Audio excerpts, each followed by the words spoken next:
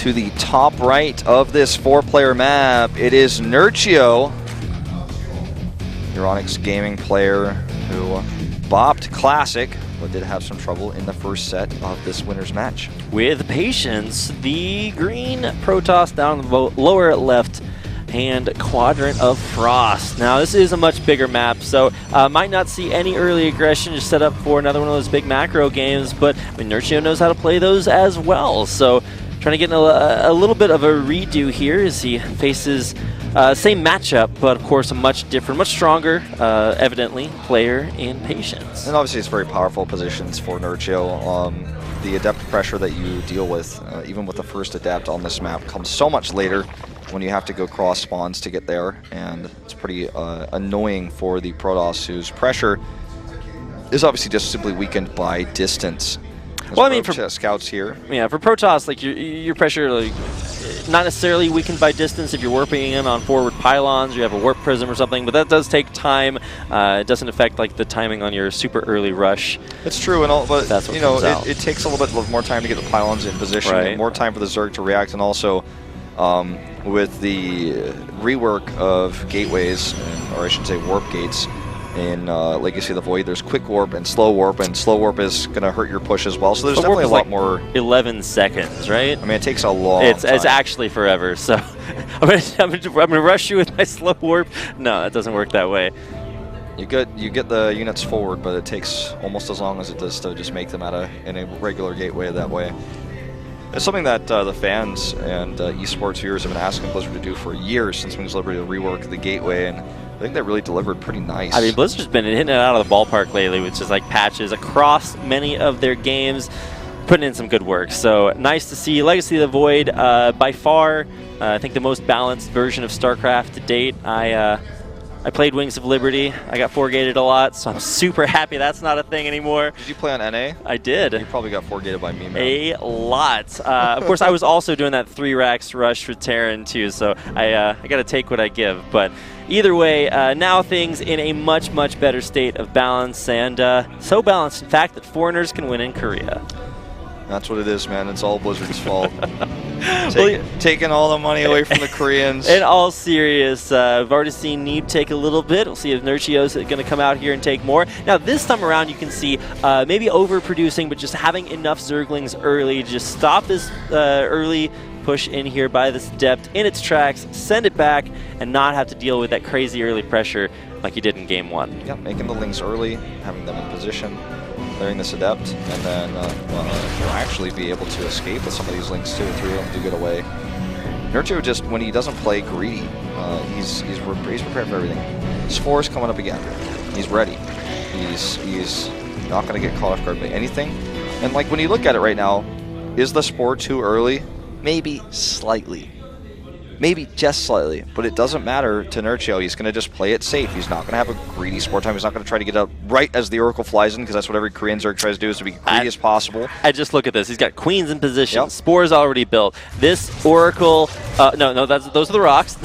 The Oracle, it is actually going to get in and get a couple of kills. But the Adept, however, not quite so lucky. It's going to get trapped, picked off there. That is not going to be that all too useful here. Okay, the second Oracle will come over and defend this. I mean, still going to get all of those pylons down. Nope, you do need to finish it. We'll get that out. Doesn't kill the probe, but still decent harassment.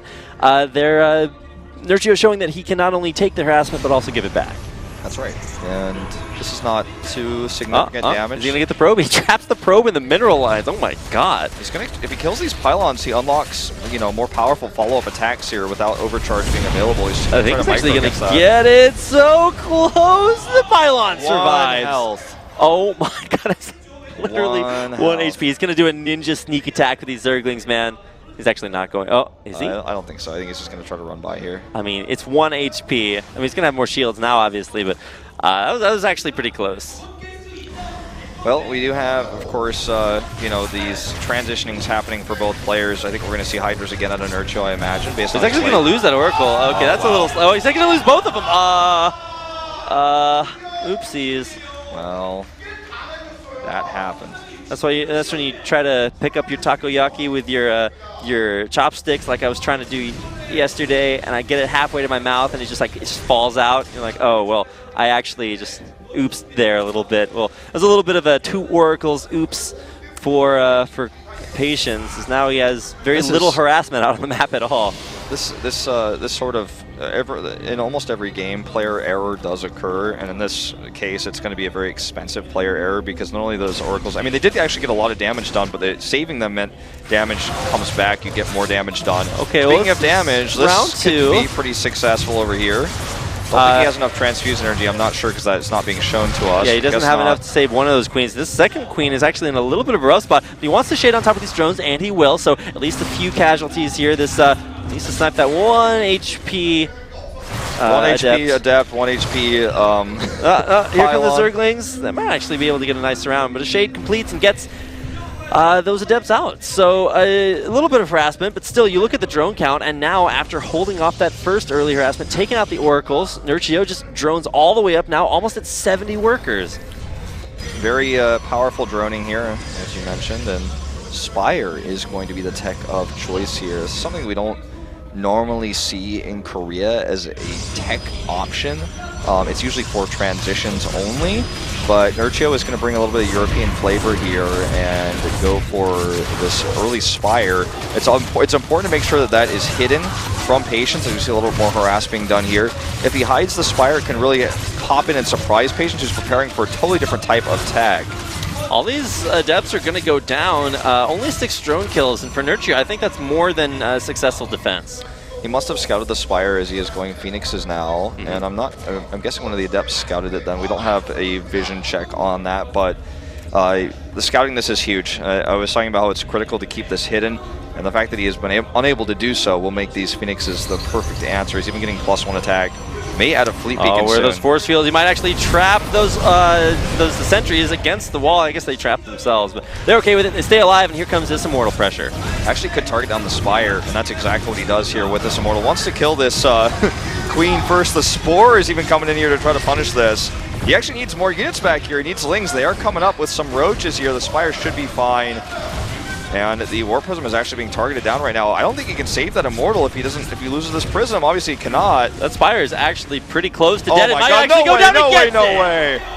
No way. And he saves the War Prism, and he saves the Immortal. Okay. I was a little bit nervous when he lost those 2 Oracles earlier, but now I've got some rekindled hope in my body, wherever it is, whatever part of your body feels that hope. That's where I got it. And air weapons, lots of Phoenixes coming out, and a solid 3 base economy.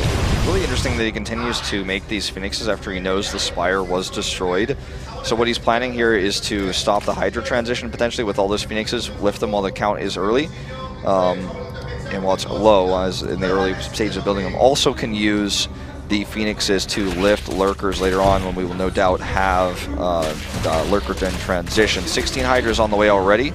+1 going to make these very powerful. The Phoenixes get 2 attacks, that's applied twice, and Hydras are light units with a fairly large hit point count. I mean, they're basically glass cannons. Fairly small hit point count. Yes. Okay. I was going to say they're glass cannons that are really tanky.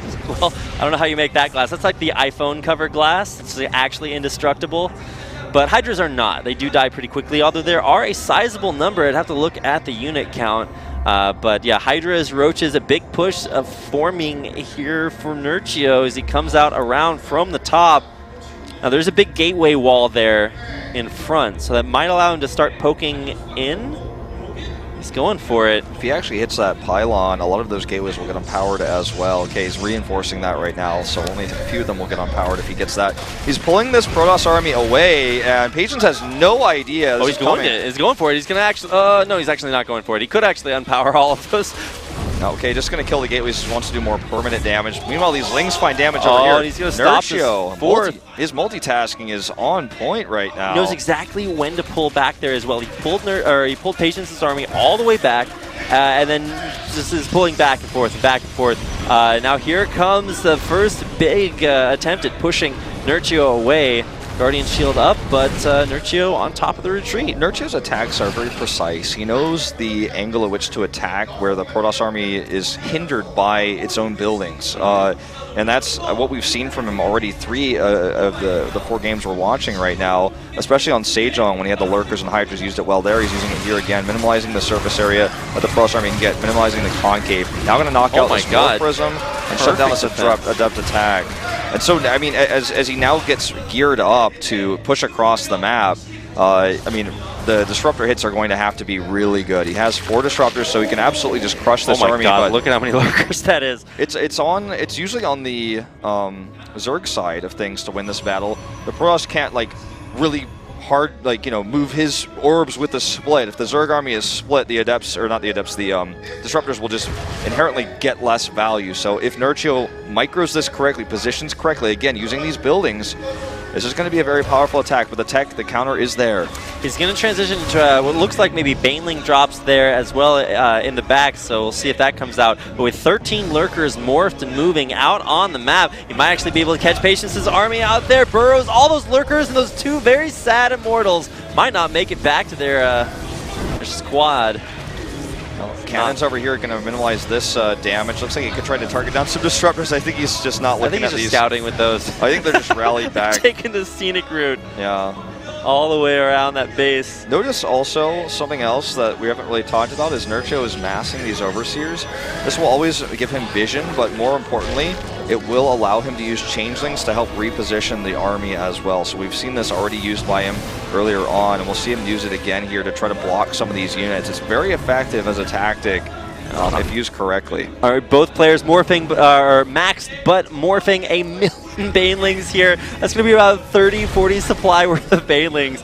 Out there off to the side, looking to come around for a flank. Now they have been spotted, or those Lurkers rather have been spotted. They're the ones coming around for the flank here. Patience's army in a little bit of a rough spot. If it does get pinched, here come the Banelings. Oh, man. Okay, these are not split, though, these Lurkers, but he stops. Oh, my God. Okay, huge hit there. The Banelings. Oh, but they get stopped by those force fields. Brilliant defense. The hold, the Banelings, they can make it through. The Lurkers here, though, do siege up, and they're going to get on top of these Immortals. But there's vision here with an Observer, so we can start to clear this up. And this is a very expensive exchange on both sides. As the dust clears, though, Nerchio remaxes with 32 additional Hydralisks. With a solid fight there for Patience. I mean, the trade, I think, for him was much more cost efficient. He also has a much larger bank right now. Right. Oh, well, Nerchio did have the larger bank, but had to spend it remaxing on all those Hydralisks.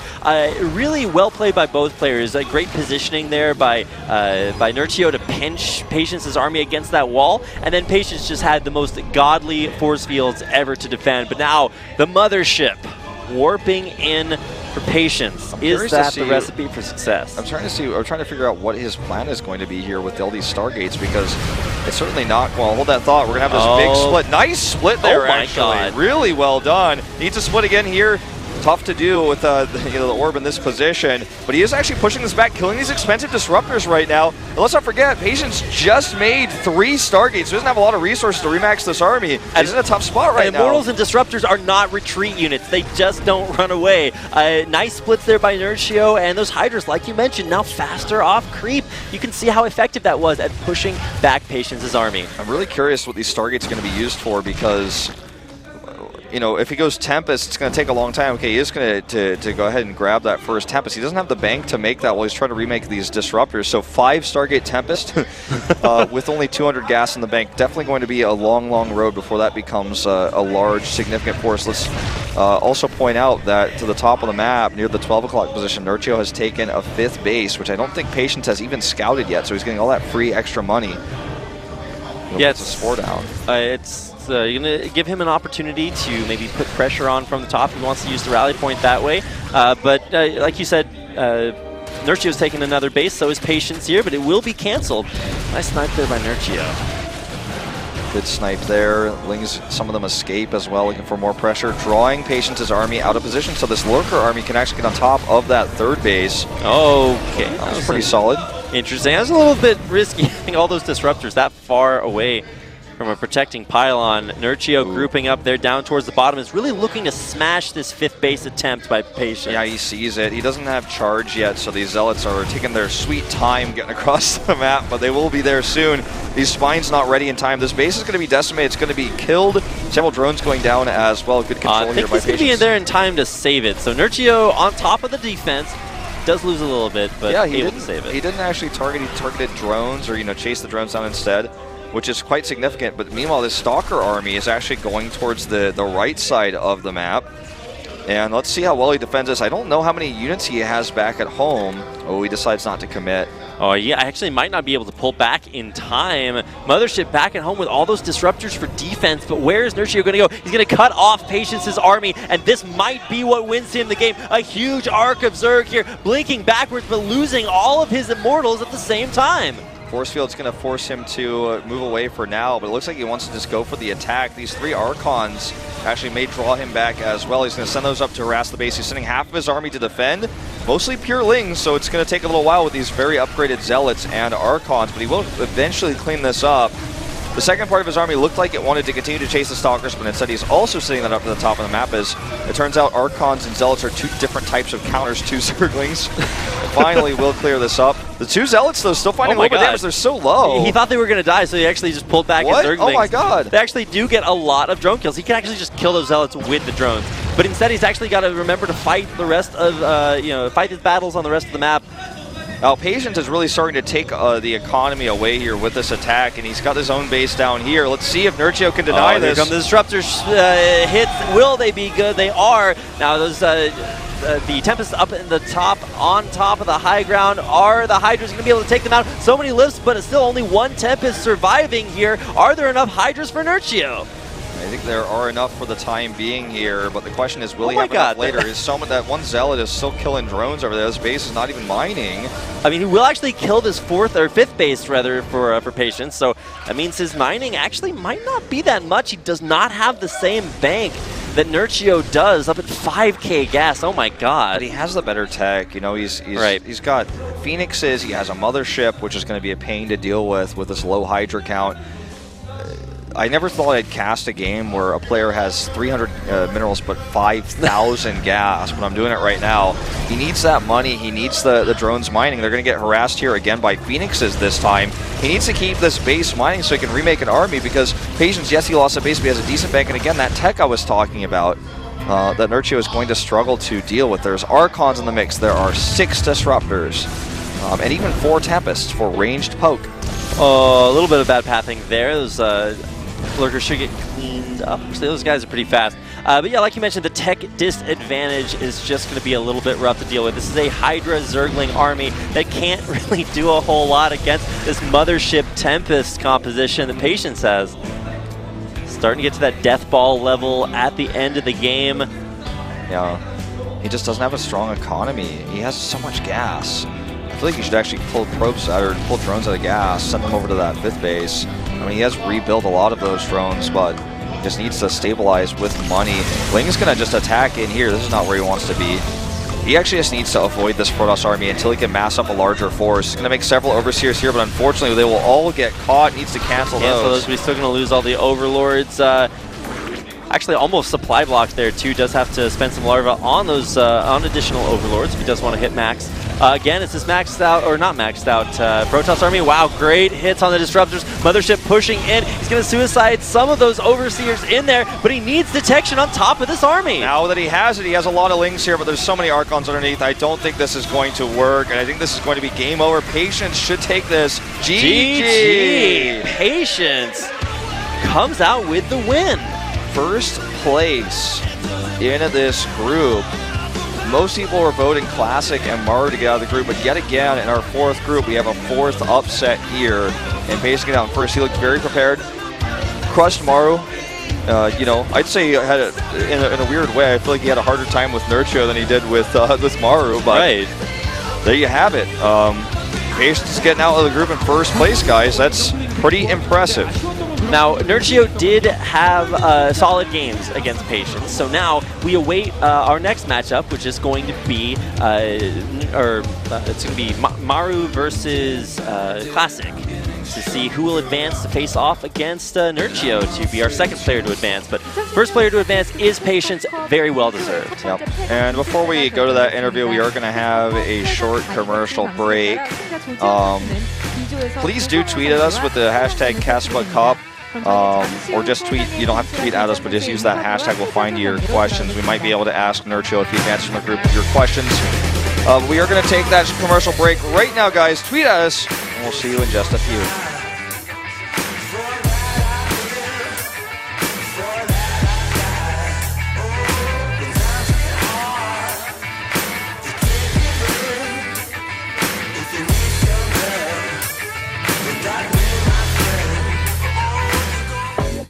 Next.